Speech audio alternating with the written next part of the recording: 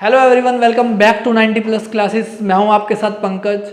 बच्चों, अपना कंटिन्यू कर रहे हैं। हमने चैप्टर 5 स्टार्ट किया हुआ था, ऑर्गेनाइजेशन या ऑर्गेनाइजिंग, सॉरी। अब इसमें क्या पढ़ा था हमने कि ऑर्गेनाइजिंग क्या होता है, उसके फीचर्स क्या होते हैं। मेन इसका काम ये था, ऑर्गेनाइजिंग का मतलब ये था कि आइडेंटिफाई करना वर्क को, कि क्या काम करना है। सबसे पहले हमें ये पता होना चाहिए। इसके बाद उस काम को बांट देना, डिवीज़न कर देना और उसके अकॉर्डिंग ड्यूटीज़ को लगाना। ये हमने पढ़ा था मीनिंग। आज की जो ये क्लास है, मिनिमम अगर आप ये वीडियो देखोगे तो 4 मार्क्स से कंफर्म है कि इस वीडियो में से क्वेश्चन आएगा ही आएगा। जिनके एग्जाम में पेपर हुआ भी होगा, जो भी आपके S7 वगैरह होता है, उसमें आपने देखा होगा फंक्शनल और डिविजनल वाला जो टॉपिक है वो जरूर आता है। MCQs में भी आ जाता है और अलग से भी। तो आज हम वही कर रहे हैं। अब ये फंक्शनल और डिविजनल था क्या, इसको बोलते हैं ऑर्गेनाइजेशनल या ऑर्गेनाइजेशन स्ट्रक्चर। ऐसा स्ट्रक्चर, अलग अलग स्ट्रक्चर होते हैं। कुछ कंपनियां दूसरे तरीके से काम करती है, कुछ अलग तरीके से। अब देखो तो मीनिंग देखो क्या होता है। Organisation structure can be defined as a framework. Framework मतलब पहले से ही हमने एक बना रखा है कि किस तरह से काम करना है। फ्रेमवर्क मतलब डमी बना रखी है हमने पेपर में कि हमारी ऑर्गेनाइजेशन इस तरीके से काम करेगी। Within which managerial and operating task are performed. ये है सबसे सिंपल डेफिनेशन जो आपकी 1 मार्क्स की होती है। ऐसा स्ट्रक्चर, ऐसा फ्रेमवर्क जिसके अंदर हमारा मैनेजीरियल काम, मतलब जो भी हमारे पॉलिसी वगैरह बनेगी, जो भी हमें ड्यूटीज़ दी जाएगी, वो मैनेजीरियल काम भी उस फ्रेमवर्क के अकॉर्डिंग होगा। और ऑपरेटिंग मतलब जो एक्चुअल में काम हो रहा है। मान लो मैं मार्कर बनाता हूँ, तो ये मार्कर कैसे बनेगा, इसकी सेल्स क्या होंगी, प्रोडक्शन क्या होगा, परचेज क्या होगा, वो होता है ऑपरेटिंग टास्क। वो जो है परफॉर्म किए जाएंगे उस फ्रेमवर्क के अकॉर्डिंग। हर कंपनी जब भी पहले से बनाई जाती है ना, तो पहले से डिसाइड किया जाता है हम कैसे काम करेंगे। एग्जांपल स्कूल का ले लो। गवर्नमेंट स्कूल में रूल अलग होते हैं कि आपका A सेक्शन है, B section, C section, D section, एक मैथ्स, एक नॉन मैथ्स, साइंस, आर्ट्स। ऐसे ही प्राइवेट के अलग होते हैं। हर स्कूल का अपना फ्रेमवर्क है, अपने रूल्स हैं। तो उसी को कहते हैं ऑर्गेनाइजेशन स्ट्रक्चर। अब इसकी नीड कम पड़ती है। Need of an adequate organisation structure requires when organisation grows in size and complexity. जब एक ऑर्गेनाइजेशन छोटी है, एक ही प्रोडक्ट बनाती है, एक ही जगह पे उनको ऑफिस है, फिर तो कोई बड़ी उनको स्ट्रक्चर की जरूरत नहीं है। स्ट्रक्चर की जरूरत तब पड़ती है जब उसका साइज बढ़ना स्टार्ट होता है, जब उसके अंदर बहुत सारे लोग, बहुत सारे प्रोडक्ट बन रहे हैं। कॉम्प्लेक्सिटी कभी आती है। कॉम्प्लेक्सिटी का मतलब है जब आप ज़्यादा प्रोडक्ट बना रहे हो। अगर आप सिर्फ एक मार्कर बनाते हो तो आपको कुछ नहीं सोचना, एक जगह से प्रोडक्ट आएगा, एक जगह बनेगा, एक जगह उसकी सेल्स होगी। लेकिन अगर आप 10 प्रोडक्ट बना रहे हो, जैसे बड़ी कंपनियां जो होती है, LG ले लेते हैं। LG टीवी भी बनाती है, फ़ोन भी बना रही है, आपके AC भी बना रही है। ऐसे ही टाटा हो गई या वर्लपूल हो गई, ये सारी कंपनियां बहुत सारे प्रोडक्ट बनाती है। तो वहाँ पर कॉम्प्लेक्स हो जाता है थोड़ा प्रोसेस, वहाँ पर इसकी ज़रूरत पड़ती है। अब इसके बेनिफिट्स क्या है। एक तो ये प्रॉफिटेबिलिटी बढ़ाता है, प्रॉफिट बढ़ाता है। कैसे बढ़ाएगा उसको भी, ये जितने भी आपके पॉइंट है ना, तीनों बेनिफिट, ये आपको तब ज़्यादा समझ आएंगे जब आप पहले फंक्शनल और डिविजनल सीख लोगे। बस अभी इतना याद रखो कि ये प्रॉफिटेबिलिटी बढ़ाता है। कैसे बढ़ाता है वो अभी आगे देखेंगे। बेटर कोऑर्डिनेशन होता है, चाहे ह्यूमन रिसोर्स हो, फिजिकल रिसोर्स हो या फाइनेंशियल रिसोर्स हो। जो भी ह्यूमन रिसोर्स मतलब जो आपके एम्प्लॉयज़ हैं, जो आपके वहाँ काम कर रहे हैं। फिजिकल रिसोर्सेज जो आपका रॉ मटेरियल है, जिस चीज़ से काम हो रहा है। और फाइनेंशियल मतलब कितना कितना पैसा कहाँ कहाँ लगना है, उसका भी प्रॉपर इसमें हिसाब रहता है, जो अच्छा कोऑर्डिनेशन रहता है। Next, smooth flow of communication. जो कम्युनिकेशन क्या होता है, एक दूसरे से जब हम बात करते हैं। अब इसमें क्या प्रॉपर एक स्ट्रक्चर है कि किस तरीके से काम होगा, कौन किसके पास काम लेने जाएगा। तो उसमें कम्युनिकेशन भी एक प्रॉपर रहता है, ईजिली रहता है, कोई बैरियर्स नहीं आते। बेटर कंट्रोल रहता है ऑपरेशंस में। अभी यही फंक्शनल डिवीजन में आओगे, जब मीनिंग पढ़ोगे तो ये पॉइंट बहुत अच्छे से समझ आएगा कि कैसे कंट्रोल रहता है, कितना सामान कहाँ आना है, कितना जाना है। सारे डिपार्टमेंट को अपना काम पता होता है पहले से ही। अब देखो ये क्या चीज़ है, स्पैन ऑफ मैनेजमेंट। ये जब से MCQ आए हैं, ये वाला जो पॉइंट है पहले तो कम आता था, बट MCQ की वजह से ये 1 मार्क्स में काफ़ी बार पूछ रहे हैं। स्पैन ऑफ मैनेजमेंट बोलते हैं, it refers to a number of subordinate that can be effectively manage by a superior. एक सुपीरियर कितने सबऑर्डिनेट को मैक्सिमम काम कर सकता है, कितना संभाल सकता है, कितने लोगों को वो अकेला मैनेज कर पा रहा है। जैसे आपके स्कूल के प्रिंसिपल हैं, अगर उन्हें बोल दिया जाए कि आपने ही पूरा स्कूल संभालना है तो वो अकेले नहीं संभाल पाते, इसलिए डिवीज़न किया जाता है कि आपके स्कूल में एक डिसिप्लिन इंचार्ज होगा, फिर वो नीचे आपके प्रीफेक्ट्स वगैरह प्रीफेक्ट्स बनाते हैं, हेड बॉय बनाते हैं, हेड गर्ल बनते हैं, स्कूल के मॉनिटर्स बनते हैं।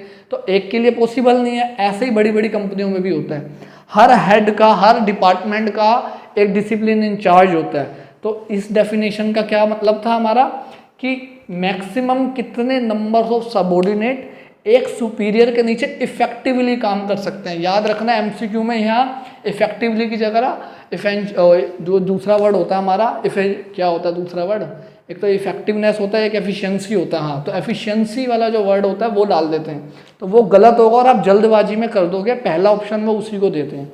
तो ये तो हो गया हमारा मीनिंग। अब करते हैं टाइप ऑफ ऑर्गेनाइजेशनल स्ट्रक्चर, जो फंक्शन और डिविजनल है, तो करते हैं उसे स्टार्ट। तो चलो फ्रेंड्स, अब स्टार्ट करते हैं कि हमारे कितने टाइप्स ऑफ स्ट्रक्चर होते हैं। दो टाइप होते हैं बेसिकली, एक है फंक्शनल और एक है डिविजनल। पहले हम फंक्शनल करेंगे कि फंक्शनल मीनिंग क्या होता है, इसकी क्या सूटेबिलिटी है, मतलब कौन सी ऑर्गेनाइजेशन में फंक्शनल स्ट्रक्चर को फॉलो करना चाहिए, अडॉप्ट करना चाहिए, और इसके मेरिट्स क्या हैं, डीमेरिट्स क्या हैं, ये सब करेंगे। देखो पहले फंक्शनल का मीनिंग क्या है। It is a type of structure formed by grouping of jobs of similar nature. Similar मतलब जो सेम काम है, जो एक दूसरे से रिलेटेड है, उन सबको एक ही ग्रुप बना दिया जाता है आपस में, under a major function and organising these as a separate department. अब इजी लैंग्वेज में समझो क्या है। एक कंपनी है जो टीवी भी बना रही है, फ्रिज भी बना रही है। यहाँ पे एग्जांपल ले लेते हैं, एक कंपनी टीवी भी बना रही है, मोबाइल भी बना रही है, रेफ्रिजरेटर भी बना रही है और एसी भी बना रही है। अब फंक्शनल में क्या होगा, इन सब की प्रोडक्शन, चाहे वो टीवी हो, मोबाइल हो, रेफ्रिजरेटर हो, एसी हो, सबका प्रोडक्शन एक डिपार्टमेंट के अंदर होगा, क्योंकि सबका प्रोडक्शन ऑलमोस्ट सिमिलर होता है, प्रोडक्शन का काम सेम होता है। तो इसलिए सारे सिमिलर नेचर की जो जॉब है, सब में प्रोडक्शन होना है, वो एक डिपार्टमेंट में आ जाएगा। इन सब की मार्केटिंग एक डिपार्टमेंट में कर दी जाएगी। परचेजिंग, जिन इसका रॉ मटेरियल हो, चाहे मोबाइल का हो, चाहे एसी का हो, चाहे रेफ्रिजरेटर का हो, सारा का सारा किसके अंदर आएगा, परचेजिंग डिपार्टमेंट के अंदर। HR department, human resources department, वो होता है जो हमारी ऑर्गेनाइजेशन में लोगों को एडमिशन देता है, मतलब एक तरह से भर्ती करता है जब उनकी जॉब लगनी होती है। वो ऐसा ही ज़रूरी नहीं है सिर्फ इतने ही डिपार्टमेंट हो, एक सेल्स डिपार्टमेंट भी होगा, एक अकाउंट्स डिपार्टमेंट भी होगा, तो अलग अलग डिपार्टमेंट होंगे और ये सारे प्रोडक्ट का प्रोडक्शन देख रहा होगा, ये सारे प्रोडक्ट की मार्केटिंग देख रहा होगा, ये सारे प्रोडक्ट की परचेजिंग देख रहा होगा। अगर मान लो सेल्स वाला भी है, कोई सेल्स डिपार्टमेंट भी बना हुआ है, तो वो सारा का सारा क्या देख रहा होगा कि सेल्स कितनी है, सेल्स कितनी है, चाहे वो एसी की सेल हो, चाहे टीवी की सेल हो, चाहे मोबाइल की सेल हो। तो फंक्शनल में फंक्शन के अकॉर्डिंग बांटा जाता है ऑर्गेनाइजेशन को। ठीक है, अब इसके पढ़ते हैं सूटेबिलिटी, मेरिट्स और डीमेरिट्स। तो देखो बच्चों की फंक्शनल जो डिविजनल था वो कहाँ पे सूटेबल है, मतलब कौन से टाइप की ऑर्गेनाइजेशन के लिए सूटेबल है, और यहीं से ही वो केस स्टडी बनती है। जो बड़ा केस स्टडी आता है उसमें यही पूछा जाता है कि इस ऑर्गेनाइजेशन को, इस बिजनेस को कौन सा टाइप का स्ट्रक्चर करना चाहिए। तो वो आपको इसी पॉइंट से पता लगेगा और इसी में कंफ्यूज होते हैं बच्चे। देखो कैसे, एक तो लार्ज ऑर्गेनाइजेशन होनी चाहिए। ये तो लार्ज ऑर्गेनाइजेशन तो क्वेश्चन में आपको हर क्वेश्चन में मिलेगा, तो इससे तो आप पता नहीं लगा पाओगे। कहाँ पता लगा पाओगे, जहाँ पे सिंगल प्रोडक्ट है, कंपनी एक ही प्रोडक्ट बना रही है, पहली कंडीशन ये हो गई कि एक प्रोडक्ट बना रही है, या फिर small number of related products, जो वो बहुत सारे भी अगर प्रोडक्ट्स बना रही है छोटे छोटे, तो वो रिलेटेड होने चाहिए एक दूसरे से। जैसे एक क्वेश्चन आया था एग्जाम में लास्ट ईयर कि एक कंपनी है जो लॉक्स बनाती है, हाउस के लॉक्स बना रही है घर के, ठीक है। अब वो चाहती है कि वो कार के भी जो लॉक्स होते हैं, डोर के, कार के डोर के भी लॉक बनाए। तो बच्चों ने कर दिया था डिविजनल वाला कि अलग अलग प्रोडक्ट हो गए, तो ये गलत है बेटा। लॉक तो सेम ही है ना, उसमें भी चाबी लगनी है, उसमें भी चाबी लग के ही बनेगा, बस उसकी शेप अलग है, उसकी अलग। तो क्या हो गया, वो रिलेटेड प्रोडक्ट्स थे। आंसर होना था फंक्शनल, बच्चों ने कर दिया डिविजनल। तो ये जरूर याद रखना, और जितने एग्जाम्पल्स, जितनी केस स्टडी हो सके इस टॉपिक की जरूर करना। अगला है डाइवर्स्ड एक्टिविटीज़। अब कंपनी अलग अलग एक्टिविटी कर रही है, जैसे प्रोडक्शन एक अलग एक्टिविटी है, फाइनेंस एक अलग एक्टिविटी है, अकाउंट्स अलग, सेल्स अलग, मार्केटिंग अलग। अगर कंपनी सारी एक्टिविटी करती है अलग अलग, तब भी उसको फंक्शनल ही लेना चाहिए। इसके बाद high degree of specialisation of operations. Operations यहाँ पे डिपार्टमेंट को ही बोल रहे हैं कि एक प्रोडक्शन है, एक सेल है। अब कंपनी जाती है कि हमारे जो पूरी ऑर्गेनाइजेशन है उसके अंदर हाई डिग्री ऑफ स्पेशलाइजेशन हो, मतलब सेल्स वाला बंदा सेल्स के अंदर पूरा परफेक्ट हो, उसको हर चीज़ आती हो सेल्स की, उसको पूरा एक्सपीरियंस हो। प्रोडक्शन वाला प्रोडक्शन के अंदर स्पेशलिस्ट हो।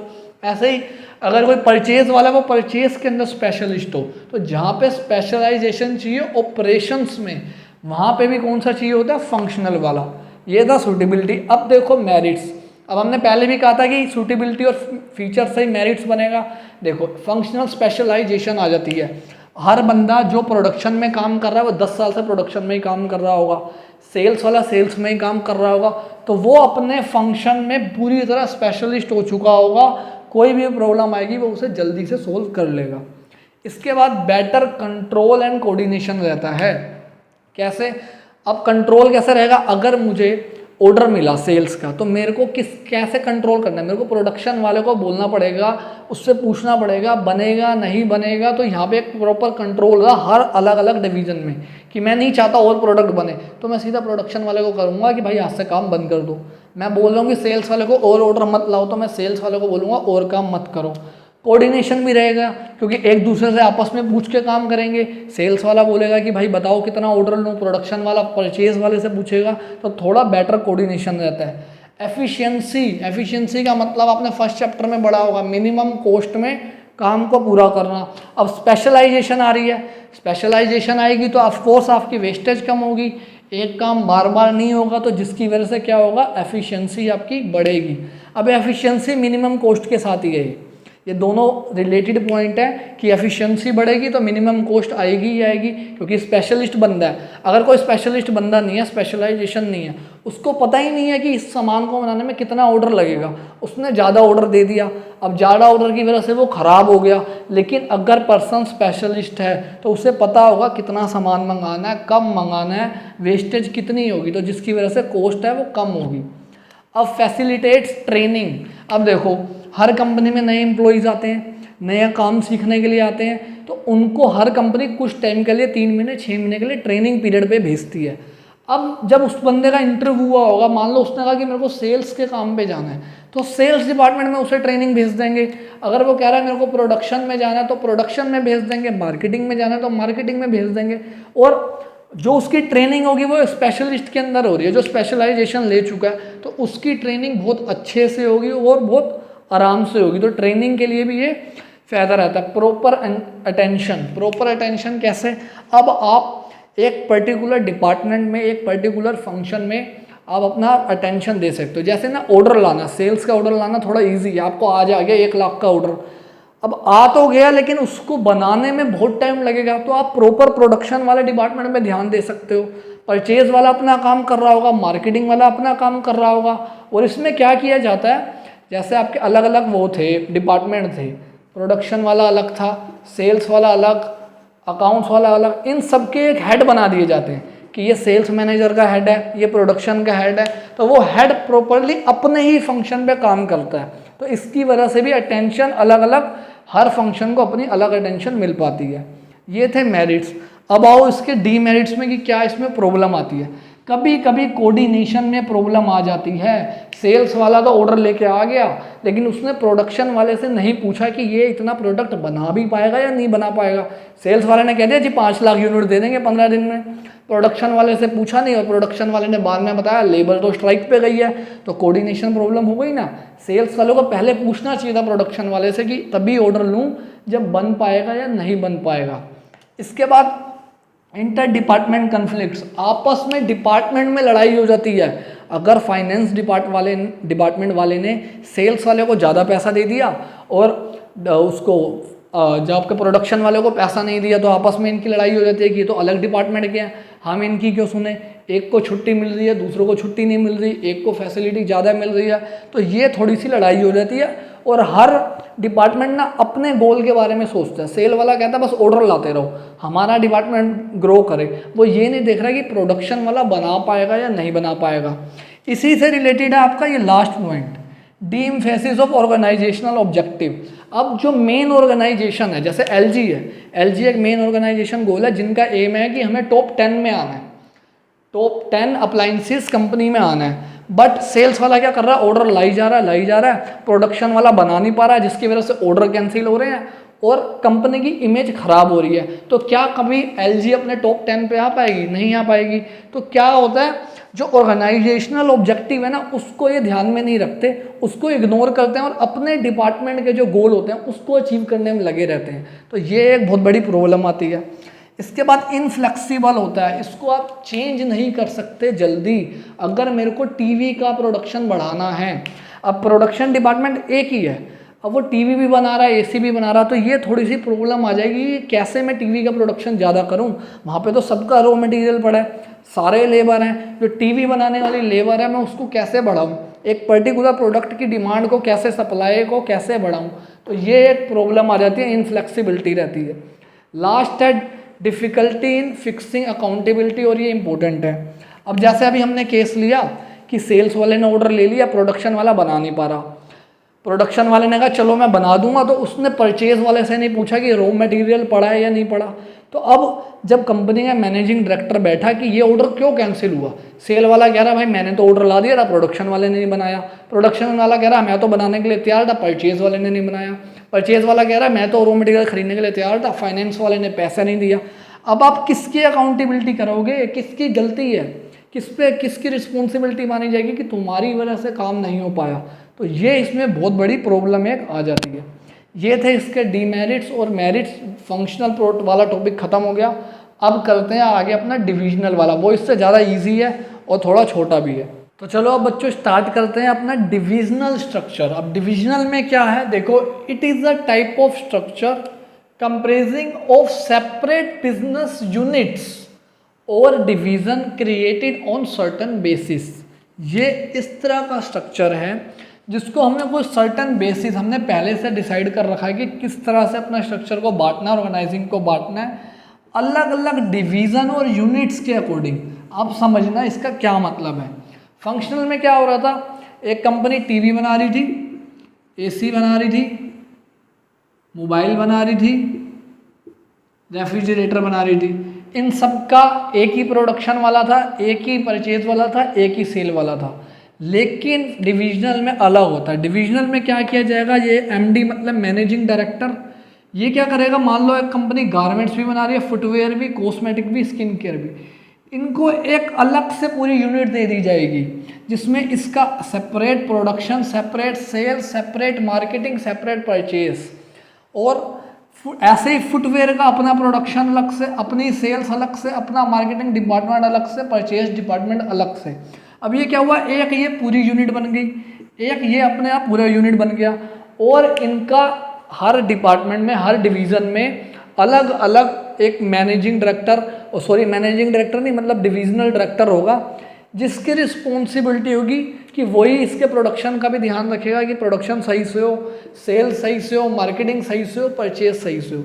वही रिस्पॉन्सिबल होगा इस पूरे गारमेंट्स का जो डिवीज़न है पूरा अलग से, उसके प्रॉफिट एंड लॉस के लिए। कल को गारमेंट्स की सेल्स नहीं हुई, लॉस हो गया, तो उसको बोला जाएगा। ऐसे ही फुटवेयर में भी एक पर्सन होगा, कॉस्मेटिक्स का अलग मैनेजर होगा, स्किन केयर का अलग होगा। ये बहुत ज़्यादा चलता है आजकल, क्योंकि हर कंपनी बहुत सारे प्रोडक्ट बना रही होती है। जैसे आपकी एक आईटीसी कंपनी है जिसके आप क्लासमेट्स के रजिस्टर वगैरह यूज़ करते हो, वो आईटीसी का है। ये आपके स्टेशनरी का सामान भी बनाती है, घर में आपके अगरबत्ती धूप आती है वो भी बनाती है, ये आपके ये स्किन केयर प्रोडक्ट भी बनाती है, सोप्स वगैरह, खाने का आशीर्वाद आटा भी बनाती है ये। तो कितने सारे अलग अलग प्रोडक्ट हो गए, मल्टी प्रोडक्ट है, अलग अलग, सबका काम अलग अलग है। तो इन्होंने बांट रखा होगा कि स्टेशनरी अलग, एफएमसीजी प्रोडक्ट अलग, अपने जो घर के धूप वगैरह है वो अलग, ऐसे अलग अलग प्रोडक्ट के होंगे, परफ्यूम्स वगैरह अलग, और सबका अलग अलग प्रोडक्शन सेल्स करा होगा। तब वहाँ पे कौन सा यूज़ होता है, डिविजनल स्ट्रक्चर। कहाँ पे सूटेबिलिटी है, जहाँ पे मल्टीपल प्रोडक्ट हैं। जैसे अगर क्वेश्चन आ जाता है कि कंज्यूमर प्रोडक्ट बनाती है कंपनी, अब कंज्यूमर प्रोडक्ट तो बहुत सारे हो गए, तो वहाँ पे आपको आंसर क्या लिखना है, डिविजनल, क्योंकि कंज्यूमर प्रोडक्ट के अंदर बहुत सारी वेराइटीज़ आ जाती है, वो कभी भी सिमिलर नहीं होते। इसके बाद needs to add more employees, company grow कर रही है और कंपनी चाहती है कि हमें और एम्प्लॉयज़ ऐड करने हैं। अब ऐसा स्ट्रक्चर होगा तो इसमें अलग एम्प्लॉय, इसमें अलग, फुटवेयर के प्रोडक्शन में अलग एम्प्लॉयज़, कॉस्मेटिक के प्रोडक्शन में अलग एम्प्लॉयज़, तो बहुत सारे एम्प्लॉयज़ हो जाएंगे और कंपनी ज़्यादा ग्रो कर पाएगी। फंक्शनल में क्या था, जहाँ पे फंक्शनल स्पेशलाइजेशन आप चाहते हो, यहाँ पे प्रोडक्ट स्पेशलाइजेशन अगर आप चाहते हो कि मेरी कंपनी में ऐसे पर्सन हो जिसे अगर मैं टीवी बना रहा हूँ तो टीवी के बारे में सारी नॉलेज हो, आज से पहले कैसे टीवी बनते थे, प्रेजेंटली क्या बनेंगे और फ्यूचर क्या होगा, तो वो प्रोडक्ट में स्पेशलिस्ट होंगे एकदम, कि आपको कॉम्पिटिटर आपके प्रोडक्ट में आपको पीछे नहीं छोड़ सकता। ये था मीनिंग और सूटेबिलिटी। अब करते हैं इसके भी मेरिट्स और डीमेरिट्स। बहुत सिंपल से हैं इसके मेरिट और डीमेरिट्स, और 3 और 4 ही पॉइंट है। तो देखो बच्चों, अब इनके मेरिट्स और डीमेरिट्स देखो, छोटे से हैं, 4 और 3 ही हैं। क्या मेरिट्स है इसका, अब इसमें प्रोडक्ट स्पेशलाइजेशन आ जाती है। अगर मान लो कोई पर्सन एज अ टीवी का जो डिवीजन था उसमें लगा और बहुत लो पोस्ट में लगा, अब उसने एक ही प्रोडक्ट के बारे में पढ़ना है, एक ही प्रोडक्ट के बारे में काम करना है, तो क्या होगा, उसकी ग्रोथ जल्दी होगी, प्रमोशन जल्दी होगा। वो एक ही प्रोडक्ट को बार बार सीखेगा, उसके बारे में सारी डिटेल सीखेगा, तो उसके अंदर इस प्रोडक्ट की सारी स्पेशलाइजेशन आ जाएगी। कल को वो कहीं और भी जाता है तो वो बोल सकता है कि भाई मैं टीवी के जितने भी पार्ट्स हैं, जो भी उसके अंदर पार्ट्स लगते हैं, जितने भी टाइप के टीवीज होते हैं, मुझे सब पता है। इससे क्या होगा, उसकी फ्यूचर में जाके ग्रोथ होगी, उसकी पोजीशन ग्रो होगी कंपनी में, चाहे वो सेम डिवीज़न में हो रही हो, क्योंकि टीवी के डिवीजन में मतलब सेम कंपनी के सेम डिवीज़न में हो रही हो, या किसी और कंपनी में जाके उसकी ग्रोथ हो रही हो, तो ये एक हो जाता है, या अपने प्रोडक्ट में स्पेशलिस्ट बन जाते हो। ग्रेटर अकाउंटेबिलिटी, ये ज़्यादा अच्छा पॉइंट है। अब हमने देखा इसमें हमने अलग अलग बांट दिया कि टीवी का अलग है, एसी का अलग, मोबाइल का अलग डिपार्टमेंट, रेफ्रिजरेटर का अलग। अब कल को टीवी के प्रोडक्शन में कोई गलती होती है, टीवी के सेल्स में कोई गलती होती है, तो हम सीधा टीवी का जो टीवी वाला डिविजनल वाला हेड था, हम सिर्फ उसको बोलेंगे कि हाँ भाई अब तो सब कुछ आपके अंडर था, अभी भी हमारा काम सही से क्यों नहीं हुआ। तो ये एक इजी हो जाता है इसमें अकाउंटेबिलिटी। अभी हमें इनके प्रोडक्ट को नहीं बोलना पड़ेगा, जैसे फंक्शनल में तो ये बोल देता जो प्रोडक्शन वाला था कि मैं तो एसी बना रहा था इसलिए नहीं बन पाया टीवी, यहाँ तो टीवी वाला नहीं बोल सकता ना, अगर टीवी का ऑर्डर आया तो उसे पूरा करके ही देना पड़ेगा। इसके बाद फ्लेक्सिबिलिटी, अब ये भी देखो, ये उसका डीमेरिट्स था हमारे फंक्शनल का। अगर कल को एसी के टेक्नोलॉजी में कोई चेंज आता है तो मुझे सिर्फ एसी वाली यूनिट में ही, एसी वाले डिवीज़न में ही चेंज करना पड़ेगा, मुझे बाकी प्रोडक्ट्स के प्रोडक्शन को, सेल्स को या परचेज को हिलाने की उसमें कोई चेंज करने की ज़रूरत नहीं है। तो ये थोड़ा इजी भी हो जाता है कि भाई एक ही डिपार्टमेंट को छेड़ना पड़ेगा, सबको नहीं छेड़ना पड़ेगा, सबको परेशानी नहीं होगी। एक्सपेंशन एंड ग्रोथ, अब इसमें एक्सपेंशन एंड ग्रोथ ज़्यादा हो सकती है। अगर मेरे को एक और कल को प्रोडक्ट करना है, मान लेते हैं मैं टीवी बना रहा हूँ, एसी, मोबाइल, रेफ्रिजरेटर, अब मेरे को कोई और इलेक्ट्रॉनिक आइटम लेना, मोबाइल तो है हो ही गया हमारा, फैंस बनाने हैं, ठीक है। अब मेरे को क्या करना पड़ेगा, इनको ज़्यादा छेड़ने नहीं, और मेरे को अलग से एक और मैं डिविजनल बना लूँगा, जो भी फ़ैन से रिलेटेड एम्प्लॉयज़ होंगे, जिनको फ़ैन से रिलेटेड एक्सपीरियंस होगा इलेक्ट्रॉनिक का, मैं उनको अलग से ये दे दूँगा डिपार्टमेंट। तो मेरे को ईजिली ग्रोथ हो गया, मेरे को कोई प्रॉब्लम नहीं होगी, एक्सपेंशन भी ईजिली हो जाएगा। मेरे को अलग से यूनिट लगानी है तो इनको ना छेड़ने की ज़रूरत और ना कोई डिपार्टमेंट की अलग से ज़रूरत। तो ये थे इसके मेरिट्स।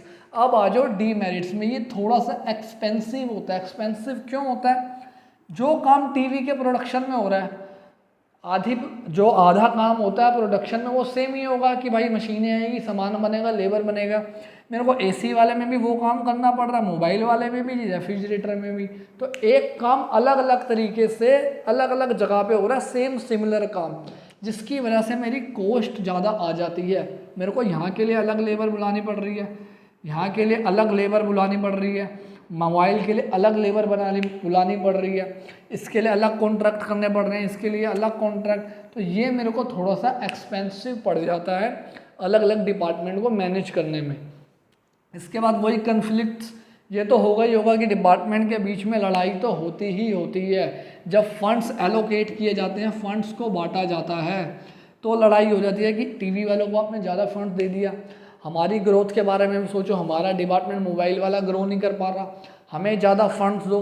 तो ये एक बहुत बड़ी इनके बीच में लड़ाई हो जाती है। मैनेजर्स एक दूसरे को नहीं ध्यान देते कि ये तो अलग डिपार्टमेंट में है, क्यों, अगर कल को जो टीवी वाला प्रोडक्शन है उनको बोला जाए कि आप अपने प्रोडक्शन की जो लेबर है उनको 2 दिन के लिए एसी वाली लेबर पे भेज दो, ताकि इनका जो गोल है वो सेल्स का पूरा हो जाए। ज़्यादा उड़ रहे हैं तो हो सकता है टीवी वाला मना कर दे, वो बोलेगा मेरा सामान भी तो बनना, मेरे डिपार्टमेंट का भी गोल है, मैं नहीं भेज रहा।